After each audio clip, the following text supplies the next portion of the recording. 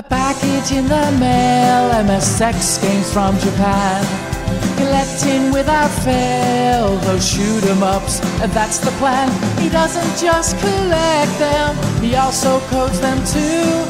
Join us and we'll go on electric adventures with you. Hey YouTube, Electric Adventures here with my channel update for April 2018. It's a lovely autumn day down here in Tasmania. Actually quite pleasant, wearing a t-shirt and everything, nice and bright, so all very good. Had a very busy month, had an extremely busy month at work, but ever since I had that operation on my legs I seem to be managing my energy levels better, so I still managed to make progress on my homebrew. I've had, well, I have to say, extraordinary luck with finding things this month that I wasn't expecting to find. But more on that a little bit later. First I'm going to go, it was also my birthday, and I got some lovely presents from my girls. First one from my second eldest. So back in the day for Star Wars they used to publish a regular newspaper comic strip, and it was published in lots of different newspapers. I remembered reading them occasionally, you know, in the odd newspaper here and there. And when I ran a comic store in the 90s, I'm sure there was some collections of those scripts into a couple of little volumes. But this is a collection that's going through the lot in chronological order, and it includes some of the history and everything like that as well. It's actually a really nice, well done. So, classic newspaper comics by Russ Manning and some others. Even has the, you know, we're up to reading thing. So, and they're also in their original colour format where they were published in colour as well. So, also I've had the flu as well, so I haven't made much progress. My birthday's fairly late in the month, so really impressed with that, and I've got that sitting in the lounge room so I can read that a little bit at a time. Now, so thank you, my daughter. And of course her partner helped pick out as well, his Star Wars nut as well. And then next from my my eldest daughter and her partner, they put me, hold it up the right way, this. So Star Wars Droid Droid Inventor Kit, that's right, Droid Inventor Kit. You put it together, it's like clear plastic, I'll show it to you in a second. You can customise it a couple of different colours. Plus also it comes with extra components, because the little bits Inventor Kits actually allow you to do all sorts of bits and pieces. I assembled it, my youngest daughter stole it immediately and played with it as well. Just show you a bit more detail how it goes together. So I've already put it together. They're the pieces that come in it, and I said that you do actually get some extra controller pieces. Ready. Oops.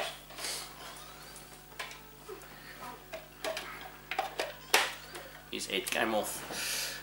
And there's the assembled unit. So you can see all the bits and pieces, and it actually works quite well. What I'll do, a couple of people have already, from just what I post on Facebook, wanted to see what it was like controlling it. I'll do that as a separate exercise by moving the camera and set it up, and we'll insert it here.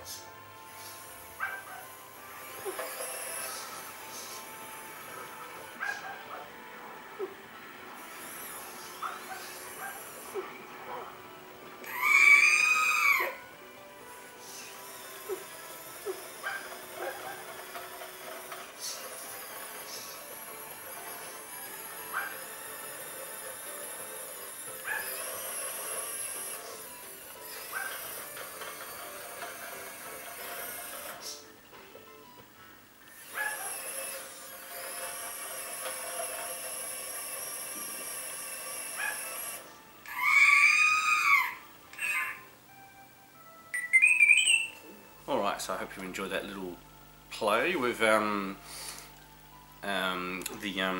Star Wars droid kit. I need to get a bit more time to play with that and have a bit of a go. About the only annoying thing is I can't seem to work out how you turn off the Star Wars music that it plays while you're driving it around. Then my next eldest daughter bought me a game for the PlayStation 4 VR called The Inpatient. She herself likes scary stuff, so of course she was drawn to this one to get me.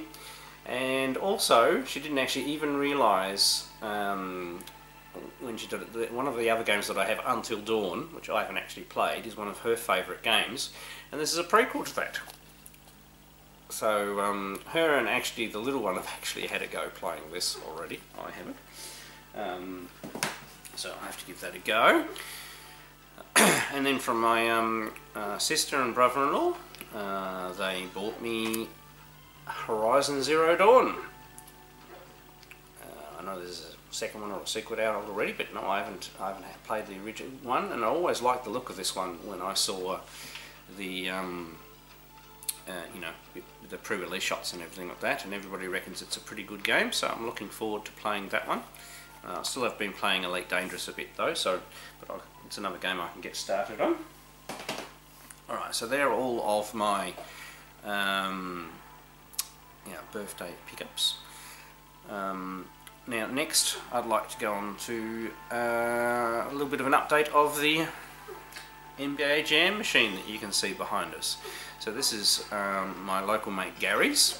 I'm babysitting it for him because he doesn't have the space in his current setup, mainly because he has all the arcade boards that he's going through and testing that all the rest of the guys picked up, and he needs to rearrange things and shift some things around, and it wasn't originally working, so he sent off the driver board for the monitor off to a local in Australia.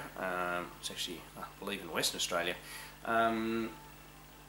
Place who refurbishes boards. I'm not sure whether he got a replacement or whether he got his refurbished, but he got the board back, and as you can see, the monitor is working very well.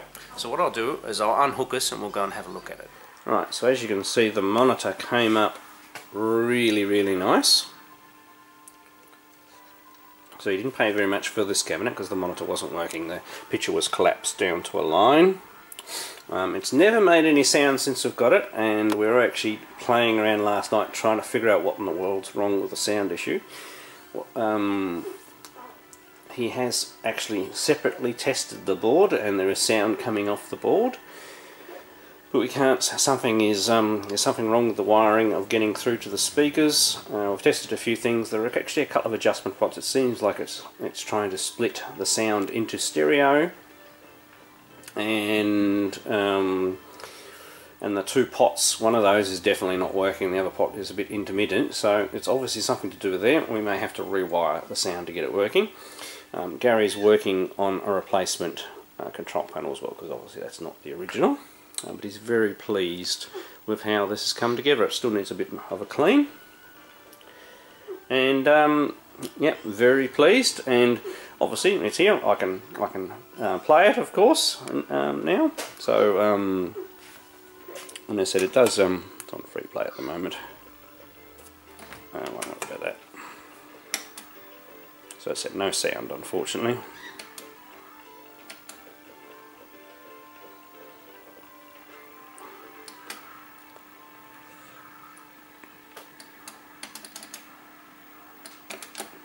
So doing this one-handed, I'm not going to do anything. And there's Super U score, sweet! So, yeah, I'll be probably have a go of that with my youngest, and maybe even the second youngest might be interested in playing that. Does need to get a degaussing wand as well. It's a bit needs a degaussing down that side.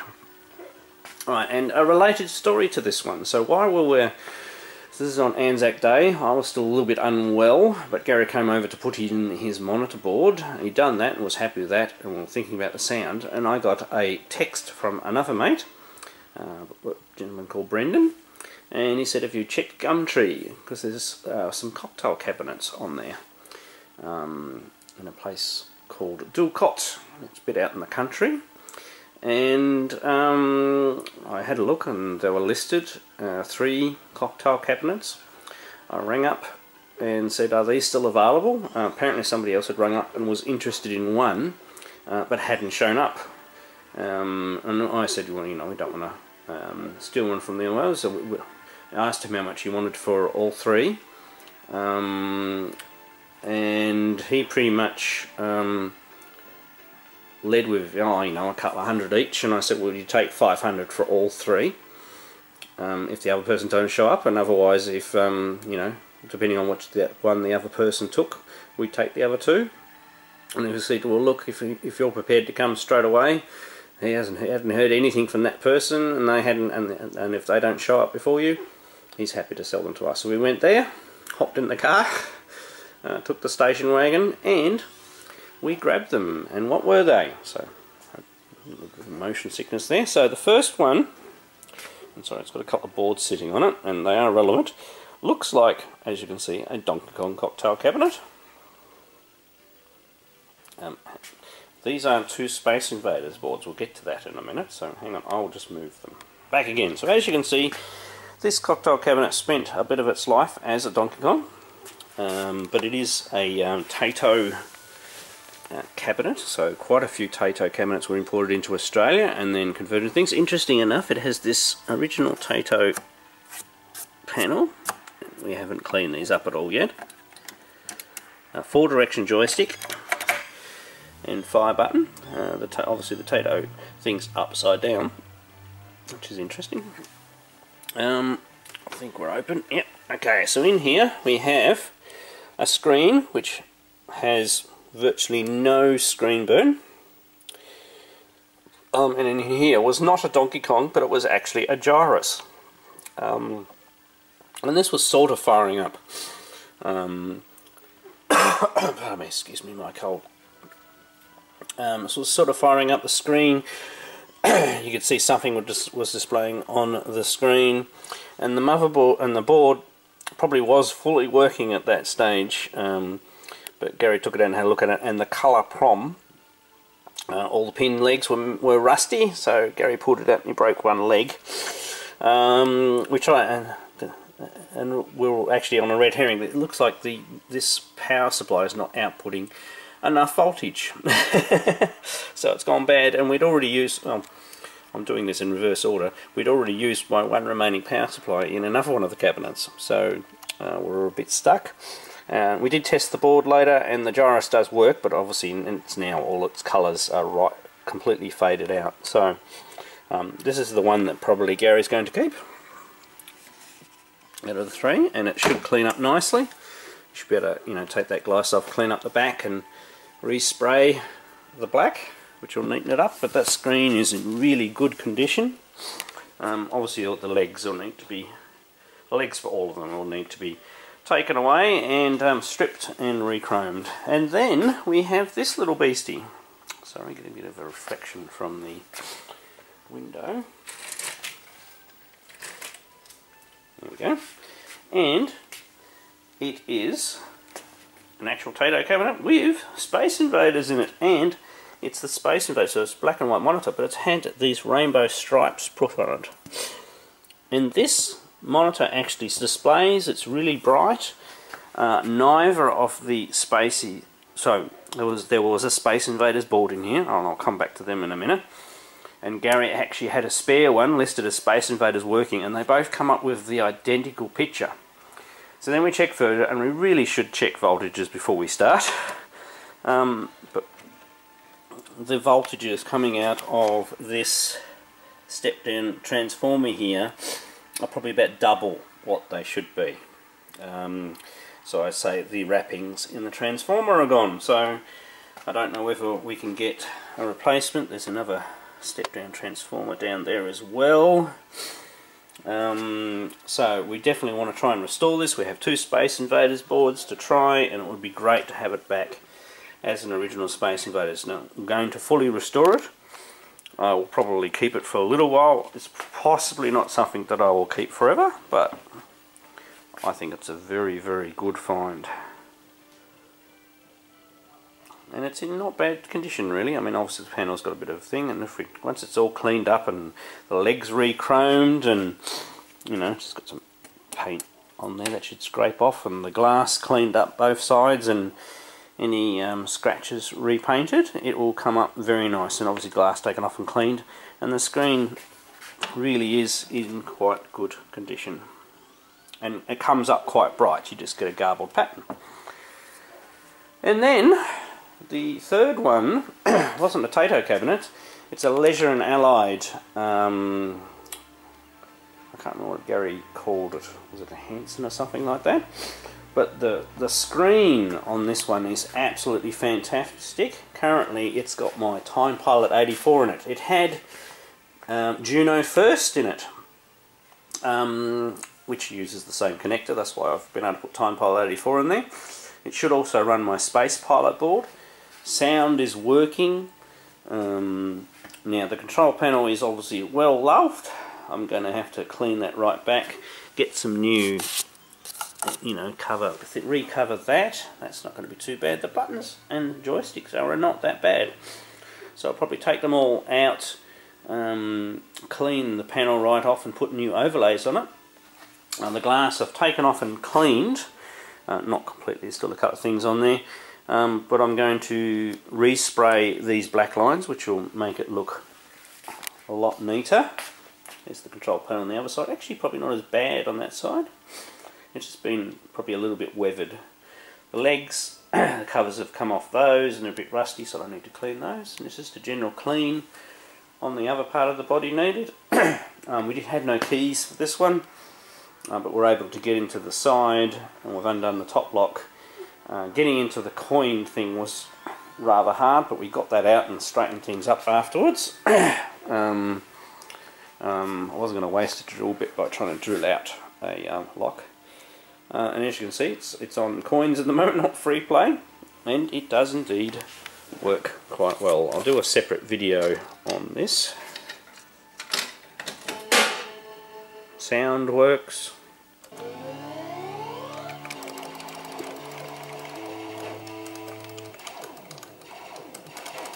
Just playing one-handed and almost blind.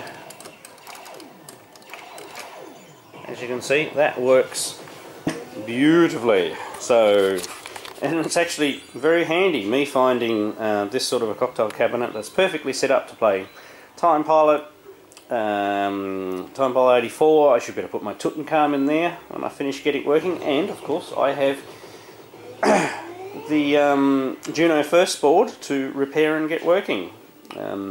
And over there, just a little update on repairs, I've still got Galaxian on there because I keep on getting distracted by these. I wasn't expecting to get these. So my games room has suddenly turned into a mini arcade room as well, so can't be more pleased. Alright, I'll stop jabbering and we'll go and sit down again.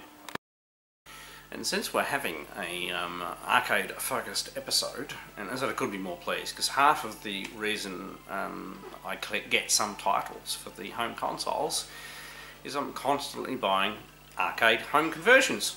So what better? So, you know, a dream is to always have arcade machines. I was blown away when I got my first cocktail cabinet, my first stand-up cabinet over here quite a few years ago, and you know, then got the completely custom one built up by my brother-in-law, which I've turned into sort of a semi-MVS cab. And then I came across the Nintendo Space Firebird that's been reused and moved to other things, and you know, an unused Taito clean skin cabinet, cocktail cabinet. I thought that was great, and I started building you know, custom cocktail cabinet with that one. You might have seen that bit of videos for somebody else, so that will be gone soon. And now I've got all these other ones, so very, very pleased. So what better thing to answer a thing by so Nintendo Arcade. Not only did he get a Space Launcher world record in the same video, he also listed his top 10 arcade games that he would like to have in a perfect, you know, arcade. Now I listed some on his actual video, and these are mostly the same, but I've changed my mind a little bit as we do. So of course I'd have to have Time Pilot. It's just one of my favourite games of all time. and I do play it on a regular basis and enjoy it. And obviously a Time Pilot you can switch out with a Time Pilot 84 anytime you want, as long as you've got 2 buttons. Another game, similar era, is Bosconian. Definitely have to have a Bosconian. I love Bosconian. One of my favourite games. And probably, I think I only listed one platform game on this entire list. So I went with Donkey Kong Jr., my favourite of the Donkey Kong series, just because the game has that little bit more to it than the original Donkey Kong. I do quite like the original Donkey Kong as well, and on my 60 and 1 on there, I usually will play at least one game of Donkey Kong in a session. And then of course I have to have a slightly more modern vertical shooter, so Raiden, or failing that, Raiden 2, or Raiden Fighters. See, not fussy. And then of course I'd have to have another one of my classic favourites, not an easy game, Tutankhamun. And as I said, several of these, you can see the arcade boards that I have traded and collated at the moment. I'm starting to coalesce to this list. Next one, as I'm sure a lot of people would love to have, is a Star Wars. And yes, I would settle for a stand-up or a sit-down cabinet. To have the room to have, even though I have a large game room, a sit-down Star Wars cabinet will take up a lot of room. But if I found one for a decent price, I would make room, I'm telling you now. And then I'd have to have at least one vector game. And I'd probably go for something like Asteroids Deluxe. A new friend of mine who ran the a pinball event up north, he actually had an Asteroids Deluxe cabinet, fully restored, and it had like a 3-in-1 board in it, so you could play Asteroids, Asteroids Deluxe, and Lunar Lander all in one cabinet.